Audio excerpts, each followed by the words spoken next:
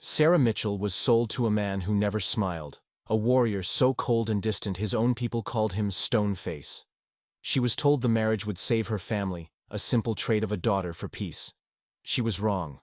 The real reason for the marriage was a secret buried deep in the Montana hills, a secret that had already cost lives. And now, they were coming for her. The wagon groaned over the rugged prairie, each jolt a reminder of the life she was leaving behind. At 20, Sarah clutched her journal to her chest as if it were a shield. Her father's words echoed in her mind, blunt and final. This marriage will secure our safety. Chief Running Elk's son will treat you well. But father, I've never even met him. How can I marry a man I don't know? Her father's knuckles were white on the reins. His name is Maho. They call him Stoneface because he survived an attack that killed his mother and sister. He hasn't shown a single emotion since that day. The arrangement is done, Sarah. As they crested a hill, the Cheyenne settlement came into view. Teepees stood like silent guardians against the mountains. Warriors on horseback rode out to meet them, and at their lead was a figure who seemed carved from the very rock of the mountains themselves. He was tall, his eyes like chips of obsidian, his face a perfect, unreadable mask. A single eagle feather was tied in his long black hair. "That's him," her father whispered. "Maho. Stoneface." Sarah's breath caught in her throat. He was handsome, in a severe, dangerous way. But the utter emptiness in his eyes sent a chill down her spine. How could a person build a life with a ghost? Chief Running Elk greeted them. "Mitchell, you have brought your daughter." "As agreed," her father replied, his hand heavy on Sarah's shoulder. Sarah kept her eyes down, just as she was told. But when she finally dared to look up, she found Maho staring at her. And in those impenetrable eyes, for just a fraction of a second, she saw a flicker of something. It wasn't curiosity. It was calculation. An elderly woman with kind eyes named Woman Speaks Softly led her away to be prepared. "He is a good man," the woman said, braiding Sarah's hair. "Strong, respected. He has lost much." "Has he had other wives?" Sarah asked, her voice a whisper. The woman shook her head. "Many women wish to marry Stoneface. He refuses them all. Until you." She gave Sarah a look that was hard to decipher. "The chief says he must take a wife. For peace. For the future." So he doesn't want this either, Sarah thought, a strange mix of relief and insult twisting in her gut. The ceremony was a blur of words she didn't understand, and rituals that felt alien. She stood beside the silent, unmoving warrior, her heart hammering against her ribs. Afterward, during the celebration, she felt completely alone, a ghost at her own wedding feast. Her father would leave in the morning. He would go back to the trading post, saved by her sacrifice. When the feast ended, Woman Speaks Softly led her to Maho's teepee. "This is your home now," she said gently. "Be patient. Be strong." Then she was gone. Sarah stood alone, facing the entrance to her new life. Taking a shaky breath, she pushed the flap aside and stepped inside. The teepee was surprisingly comfortable, with a small fire burning and furs covering the ground. Maho stood by the fire, his shadow long and imposing on the wall. "You may place your belongings there," he said. His voice was deep, his English perfect, but utterly devoid of warmth. "Thank you," she whispered, setting down her small bundle. The silence that followed was heavy, suffocating. "You are afraid," he stated. It wasn't a question. Sarah lifted her chin. "I'm nervous. This isn't the life I expected." "Nor I," he said. He gestured to a sitting area. "Rest." She sat, watching him tend the fire. Finally, she had to ask, "Why did you agree to this? To me?" He looked at her then, his gaze direct and unnerving. "My father believes we need allies among your people. The white man's government breaks its promises." "So it was just duty," Sarah concluded. "Yes," he said, handing her a cup of water. Then he added something that changed everything. "But there were other trading families, other daughters. I chose yours." The words hung in the air. "Why?" Maho turned his back to her, staring into the fire. Your father is a fair man. And I have seen you before. Where? At the trading post. Last winter. You were drawing in that book you carry. He paused. You gave bread to a hungry Cheyenne child when you thought no one was watching. Sarah remembered. A little boy, shivering in the cold. I didn't know anyone saw. I did. He turned back, and that flicker was in his eyes again. The calculation. And I saw what you were drawing. The rock formation east of the creek. The one that looks like a sleeping bear. The detail was so specific it startled her. Yes, I sketched it several times. I know, he said. You will not be harmed here. You have my protection. He indicated a sleeping area across the teepee. I will sleep there. We have time to learn each other's ways. Relief washed over her, but it was quickly replaced by a deep sense of unease. He hadn't chosen her for her kindness. He had chosen her for her drawings. For what she had seen without even knowing what she was looking at. That night, lying on the furs, she pretended to sleep. She watched as he carefully unwrapped a small leather bundle. From it, he took several small, exquisitely carved wooden animals. He arranged them in a line, but in the center, he placed a flat, carved piece of wood. Even from across the teepee, she could see the symbol etched into it. It was a strange, geometric pattern, and her blood ran cold. It was the same symbol she had seen painted in faded red ochre on the side of the Sleeping Bear rock formation. The one she had carefully, precisely copied into her own journal. This wasn't a marriage. It was a transaction. And she, somehow, was the price and the key all at once. Her journal wasn't just a collection of sketches. It was a map. And she had just delivered it straight into the hands of a man whose secrets were as deep and cold as his eyes. The days that followed were a quiet, tense dance. Maho was a constant, silent presence. He would leave for hours to hunt or sit in council, but she always felt his eyes on her. He brought her small things, a wildflower, a smooth river stone, gestures that felt less like gifts and more like tests. He was watching her, waiting for something. Sarah learned the rhythms of the village from Woman Speaks Softly. She learned to scrape hides and grind corn, her hands growing calloused, her mind sharp. But every night, the same questions burned in her thoughts. What did the symbol mean?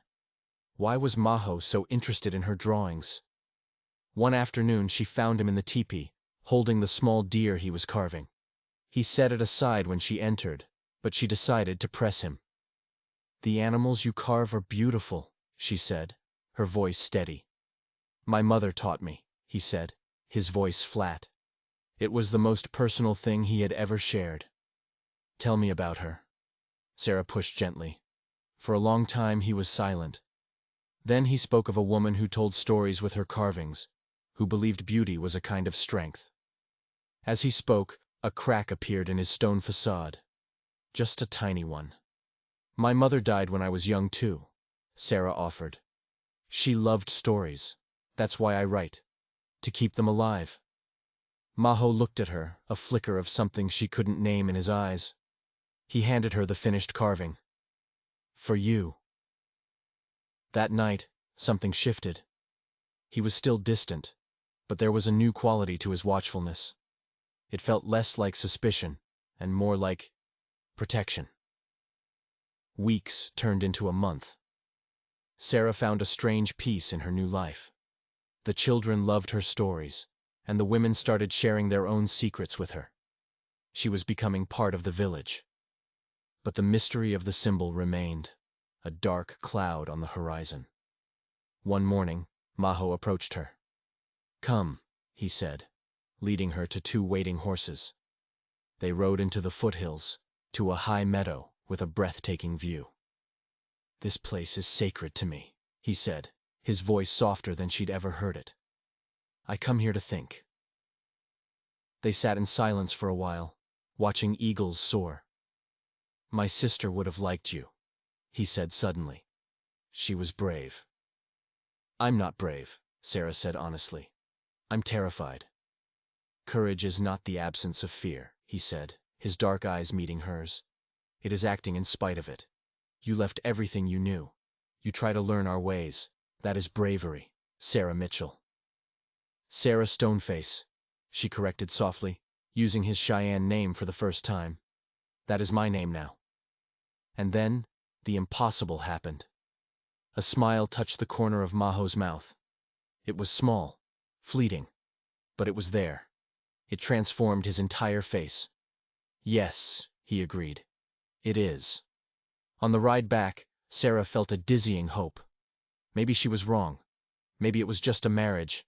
And maybe, just maybe, it could be something more. But hope can be a dangerous thing. That night, she was woken by a sound outside the teepee. It was Maho, speaking in low, urgent Cheyenne to another warrior. She couldn't understand the words, but she understood the tone. It was the sound of fear. She waited until he came back inside, his face once again a cold mask. He thought she was asleep.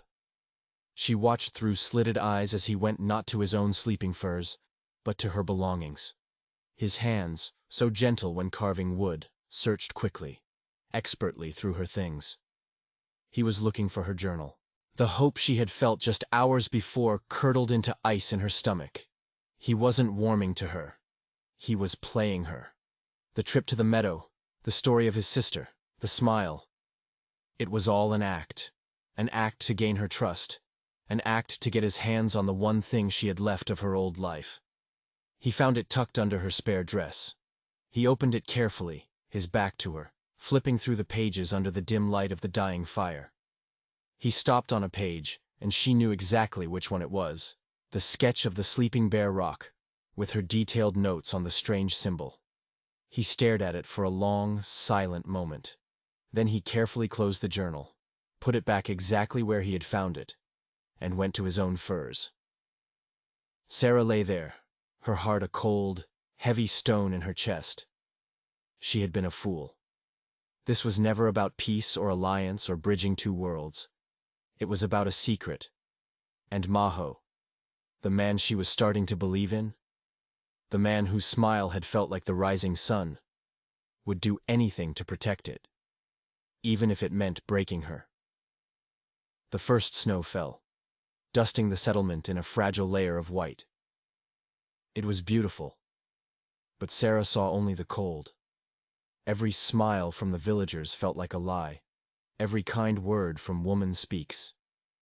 Softly a part of the deception. Maho was the center of it all, a silent spider in a web she was only just beginning to see. Her fear was now a living thing, a constant companion. What secret was worth all this? What was so important about a symbol on a rock? She needed to know more about the day his family was killed. During a sewing circle, she steered the conversation. "Woman speaks softly," she began, her voice carefully casual. "You told me Maho's mother and sister were killed by soldiers. Was it a battle?" The women exchanged uneasy glances. "It was 7 winters ago," the old woman said, her voice low. "They were returning from visiting relatives. Soldiers attacked, without warning, without reason." She shook her head. "He was just 16. He fought, but was knocked unconscious. When he awoke, they were gone. His spirit died with them that day." But something was wrong with the story. Soldiers didn't just attack a chief's wife and daughter for no reason. It wasn't a battle. It was an execution. They weren't killed randomly. They were targeted. Just then, a commotion erupted at the edge of the camp. Warriors were returning from a hunt, carrying a wounded man.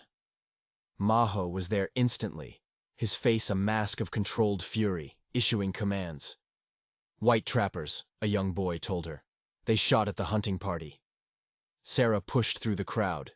The man had a bullet wound in his shoulder. "I can help," she told Maho, their eyes locking over the injured warrior. He hesitated for only a second, then nodded. "Show me." She worked with the medicine woman, her hands steady, cleaning and dressing the wound with skills learned at her father's post. Maho watched her every move, his expression unreadable. When it was over, he followed her outside. "You saved Lone Elk's arm," he said, a note of respect in his voice.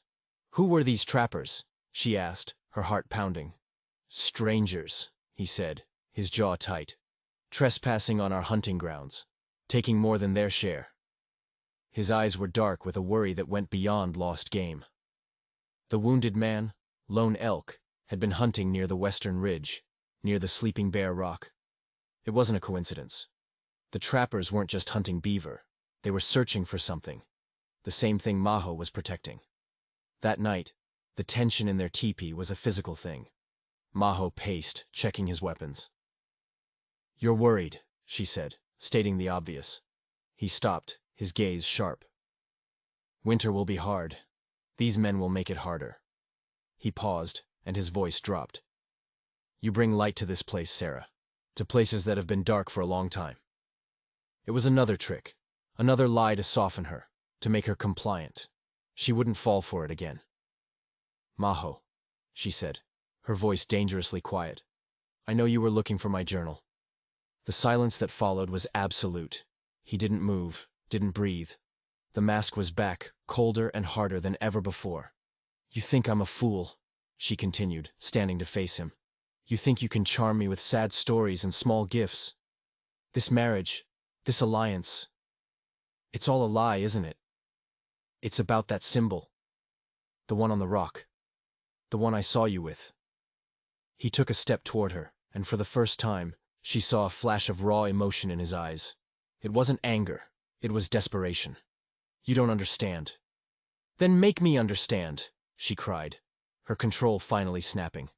"What is so important that you would lie to me, use me, search through my belongings like a common thief? To protect you!" He finally roared, the sound shocking in the confined space. "To protect my people!"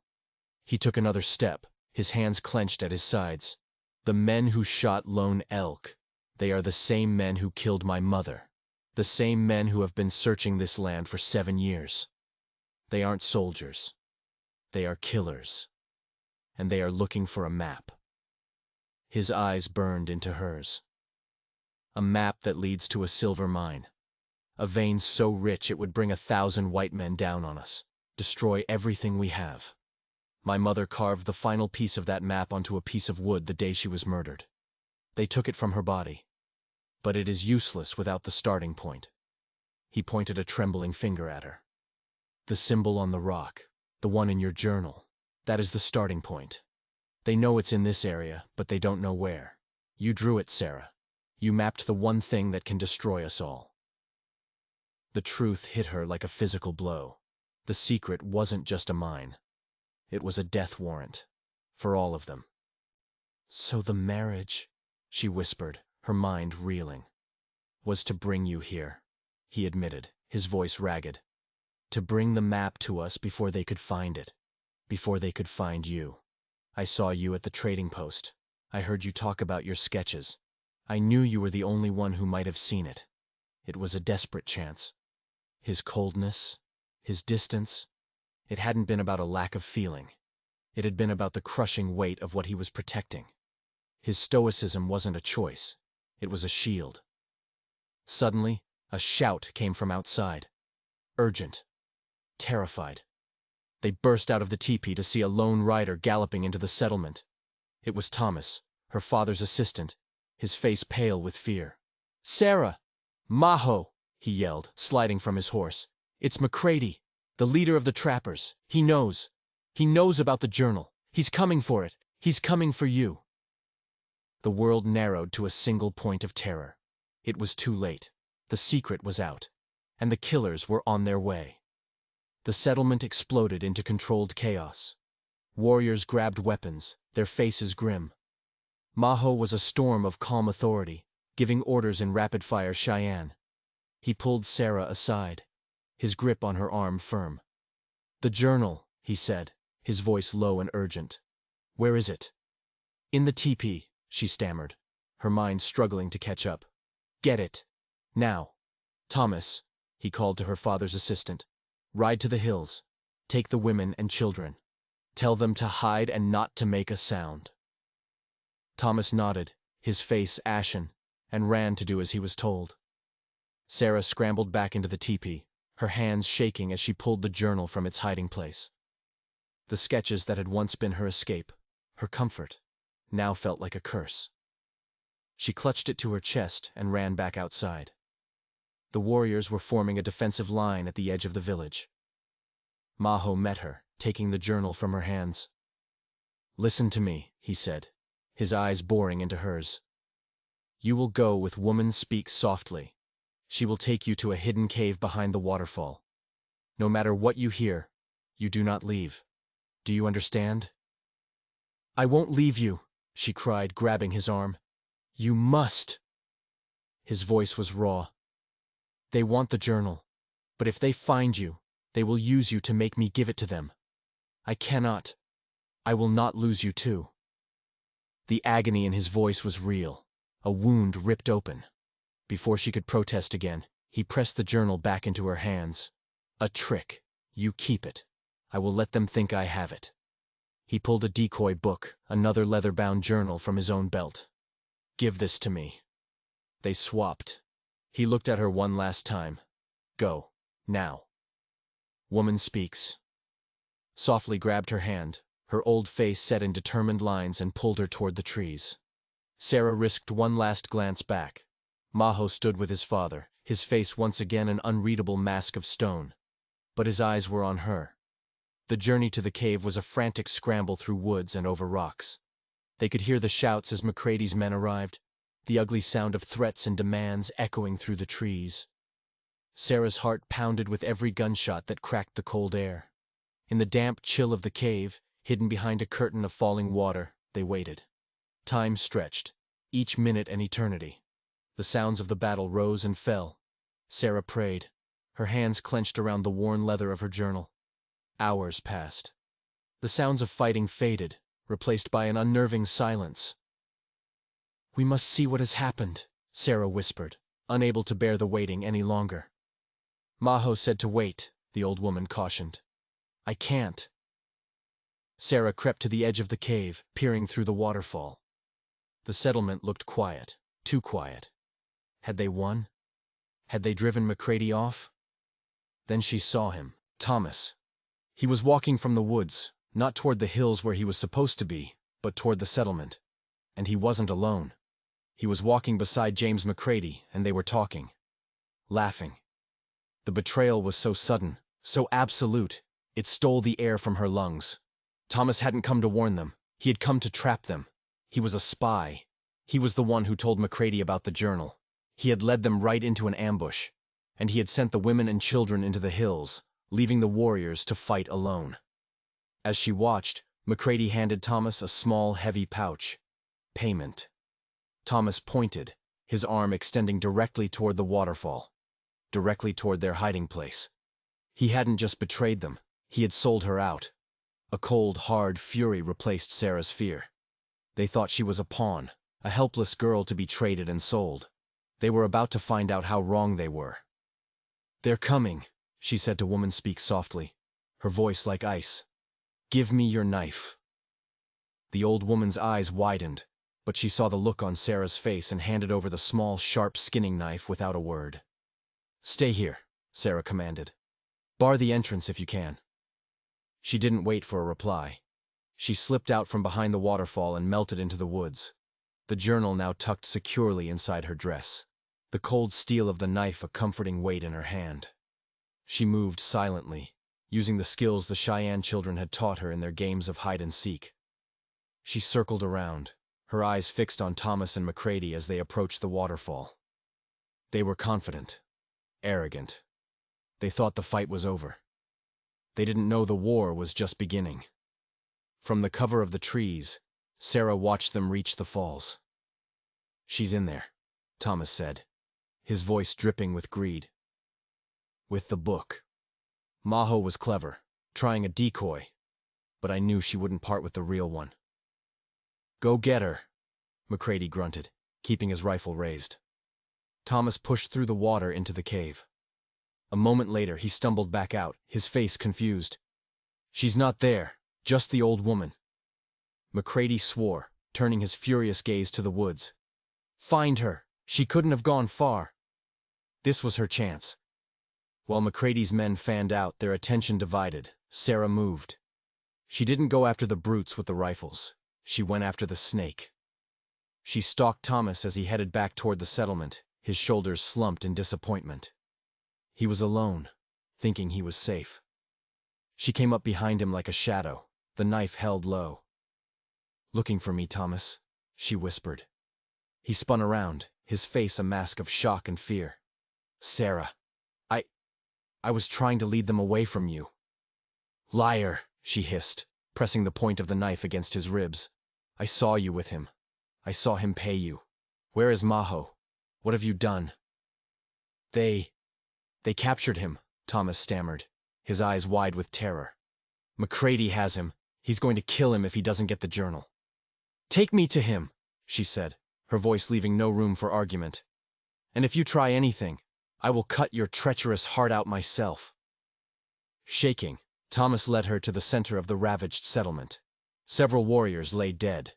Others were tied together, prisoners. And in the middle, tied to a post, was Maho. He was bruised and bleeding, but his head was high, his eyes defiant. McCready stood before him, the fake journal in his hand. "This ain't it, is it?" he snarled, throwing the book into the fire. "Your little bride has the real one. So here's the deal. You tell me where she is, and I'll give your men a quick death. You don't, and we start taking them apart piece by piece, right in front of you." Maho just stared back, his face stone. "Fine," McCready sneered, pulling a pistol. "Have it your way." He pointed the gun at Chief Running Elk.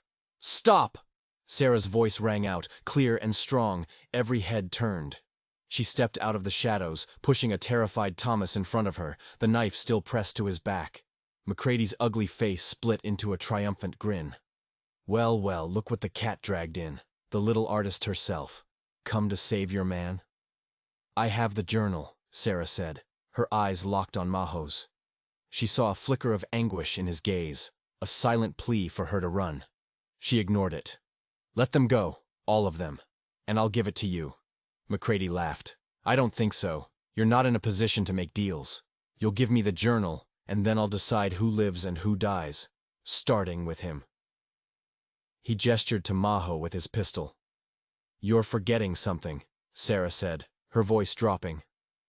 "This journal is worthless without me. The map is incomplete. There are symbols, landmarks, things only I can interpret.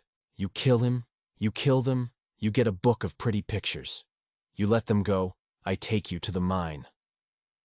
It was a bluff, a wild, desperate gamble, but she saw a flicker of uncertainty in McCready's eyes. He was greedy. The thought of losing the silver was more powerful than his bloodlust. "How do I know you're not lying?" he growled. "You don't," Sarah said coolly. "But what choice do you have?" She looked past him, at the silent, watching warriors. She saw the hope in their eyes. She was no longer Sarah Mitchell, the frightened girl from the trading post. She was Sarah Stoneface, wife of Maho, and she would not let them down. "Untie him," she commanded, nodding toward Maho.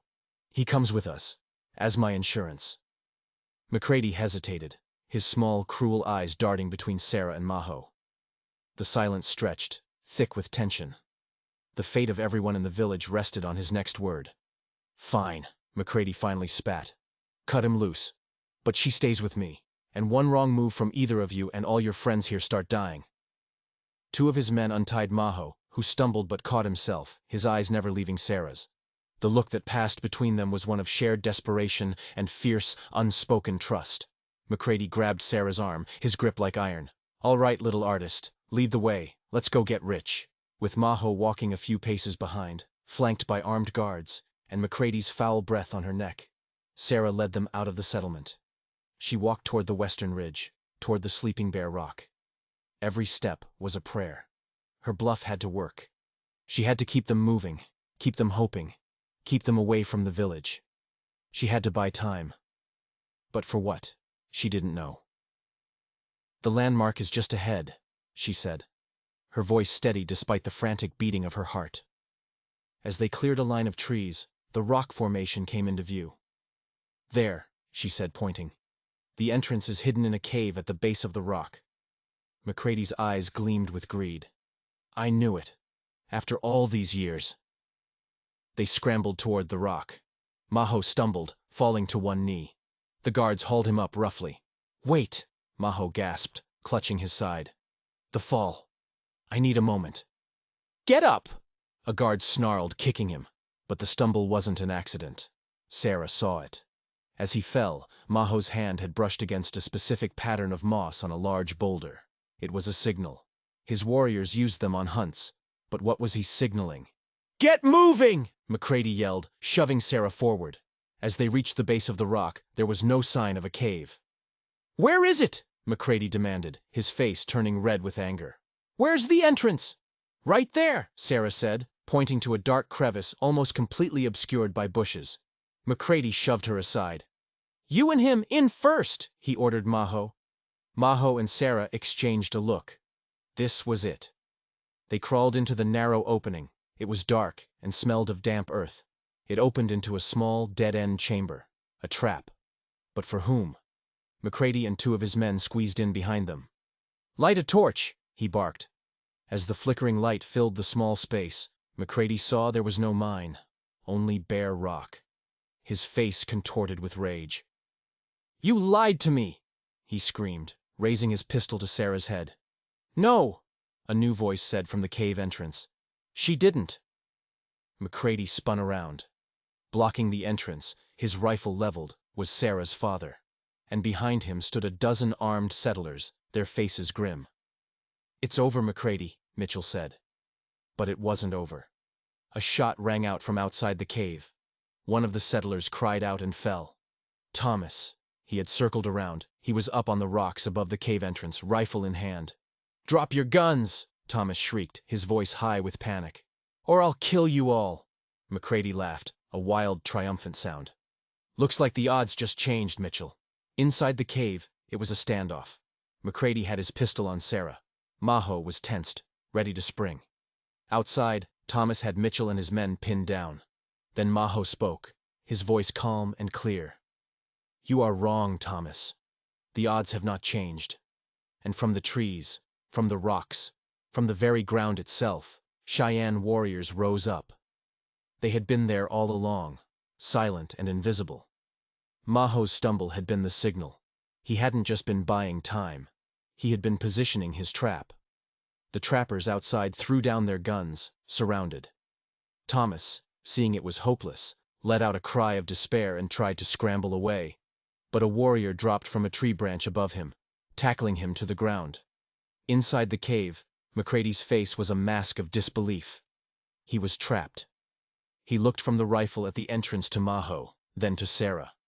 A crazed look entered his eyes. If I'm going down, he snarled, I'm taking you with me. He swung his pistol toward Maho. Sarah didn't think. She reacted. She threw her body sideways, slamming into McCready just as he fired. The shot went wild, ricocheting off the cave wall. Maho lunged, a blur of motion, disarming McCready with a single, brutal blow. It was over. In the aftermath, as the settlers tied up McCready and his men, including a sobbing Thomas, Sarah's father hugged her tight. I was so worried. I got Maho's message and came as fast as I could. Maho sent you a message? Sarah asked, confused. Lone Elk, Maho explained, coming to her side. His face was bruised, but his eyes were full of a light she had never seen before. When you healed him, I knew I could trust you. I sent him to your father's post that night. I told him about McCready, about the mine. I asked for his help. He had trusted her all along, even when she had doubted him. He took her hand, his fingers lacing with hers. I also told him the truth, that the silver mine is a legend, a story our elders created to keep intruders away from this valley, which is a sacred burial ground. Sarah stared at him. So, there's no mine? Maho smiled, a true, full smile that lit up his entire face. The only treasure in these hills, he said, his gaze holding hers, is the courage of my people and of my wife. The lie about the mine had protected the Cheyenne for generations, and today her own lie, her desperate bluff, had saved them all. The alliance her father proposed wasn't just about trade anymore. It was forged in battle, sealed with trust. The territorial governor, faced with sworn testimony from Mitchell and the captured trappers, had no choice but to officially recognize the Cheyennes' rights to the valley. Thomas and McCready were sent to prison. The peace was real.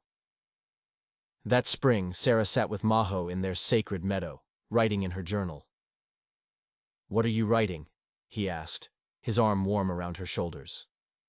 "Our story," she said, smiling up at him, "about how a country girl was sold to a warrior named Stoneface, only to find out his heart wasn't made of stone at all." He leaned down and kissed her, a kiss that held all the promises of their future. "My heart was silent for a long time," he whispered against her lips. "You taught it how to sing again." Her story, their story, became a legend in the territory. A story of how courage, trust, and a desperate bluff saved two peoples.